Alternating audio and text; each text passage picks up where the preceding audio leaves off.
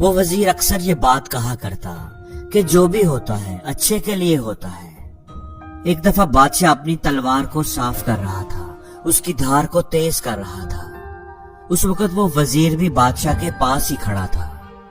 اچانک تلوار بادشاہ کے ہاتھ سے چھوٹ کر بادشاہ کے پاؤں پر گر گئی اور بادشاہ کے پاؤں کی ایک انگلی کٹ گئی۔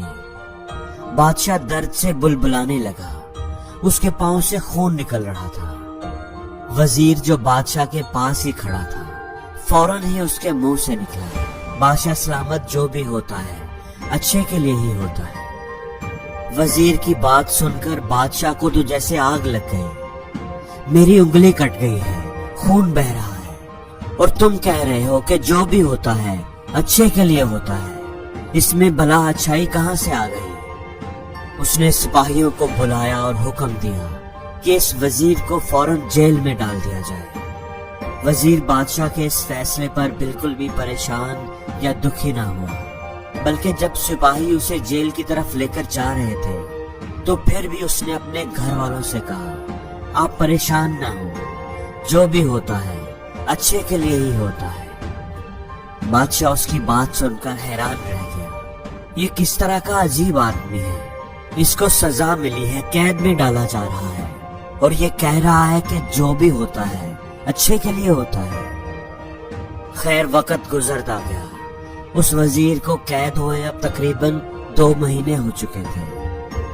ایک دن بادشاہ اپنے سپاہیوں کے ساتھ شکار کرنے جنگل کی طرف گیا۔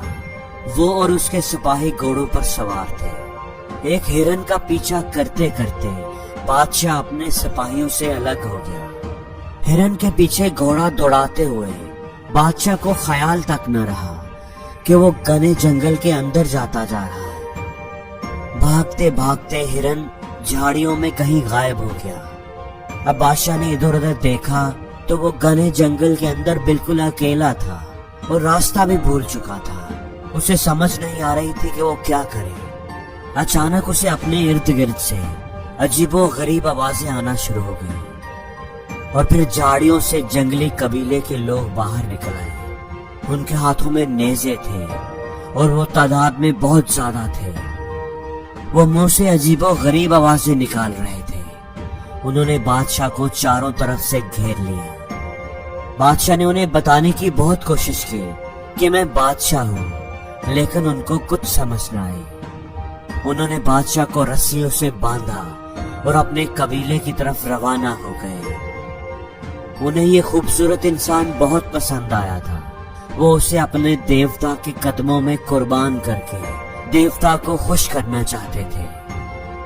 بادشاہ کو بھی سمجھ آ گئی تھی کہ وہ قبائلی اس کے ساتھ کیا کرنا چاہتے ہیں، اس لیے وہ زور زور سے چلا رہا تھا، اپنی جان بخشنے کی بھیک مانگ رہا تھا۔ لیکن قبائلیوں کو اس کی بات کہاں سمجھ آتی تھی۔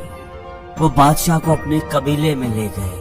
پورے قبیلے میں خوشی کی لہر دوڑ گئی۔ لوگوں نے ڈرم بجانا شروع کر دیے۔ قبیلے میں تو جیسے میلے کا سما بن گیا تھا۔ انہوں نے بادشاہ کو نہلایا، نئے کپڑے پہنائے، خوشبو لگائے، پھولوں کی پتیاں بادشاہ کے اوپر بکھیر دی۔ اب بادشاہ کو قربانی کے لیے بالکل تیار کر دیا گیا تھا۔ پورا قبیلہ ڈھول کی تھاپ پر رقص کر رہا تھا۔ لوگ خوشی سے جھوم رہے تھے۔ وہ بادشاہ کو اپنے دیوتا کے قدموں میں لے گئے۔ وہاں پر قبیلے کا سردار کھڑا تھا۔ اس کے ہاتھ میں تیز دھار خنجر تھا جس سے اس نے بادشاہ کو قربان کرنا تھا۔ اچانک اس سردار کی نظر بادشاہ کے پاؤں کی انگلی پر پڑی جو کٹی ہوئی تھی۔ سردار کے چہرے کا رنگ بدل گیا۔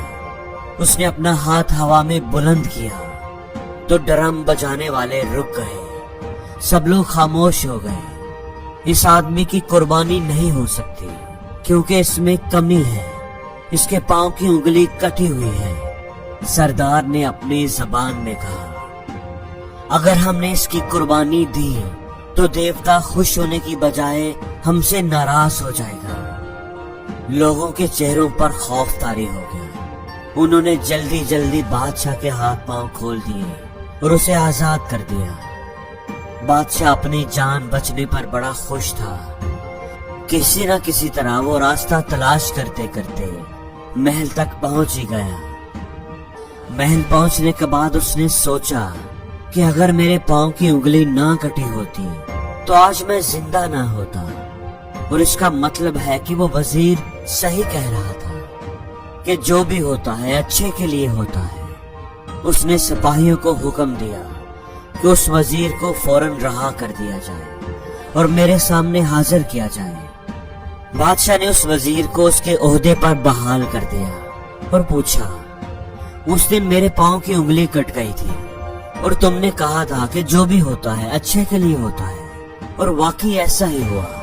इस कटी हुई उंगली की वजह से मेरी जान बच गई। मुझे ये बात समझ आ गई है।